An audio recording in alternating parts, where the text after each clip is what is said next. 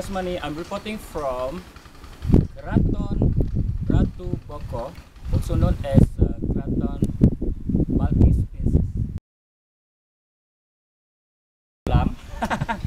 Swimming pool untuk puteri-puteri bermandi di dalamnya. Di sebelah kiri juga ada, di sebelah kanan juga ada, dan di sebelah sana ada palace. Kelihatan di sana? Coba lihat di sana. Ini palace-nya Princess Putri Balkis atau Putri Boko. Oke, itu saja. Itu saja dari saya. Wonderful of Indonesia, exploring the world of paradise. Kasmani Dola.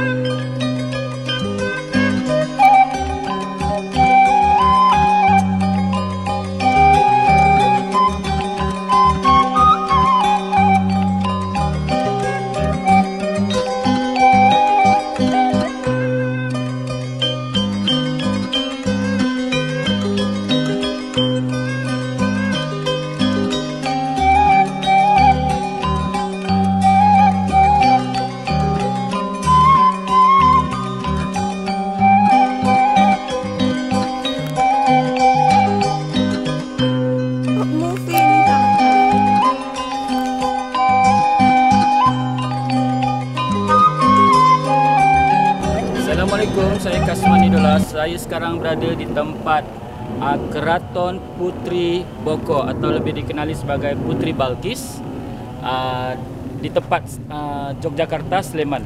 Anda kelihatan di sini tembok-tembok Putri Balkis Palace dan kelihatan tidak ada apa-apa di tengah-tengah ini. Okey, sejarah mengatakan istananya telah diangkat ke tempat lain. Wallahu a'lam bisawab. Saya Kasmani daripada Wonderful Indonesia, exploring the world of paradise. Thank you. Terima kasih.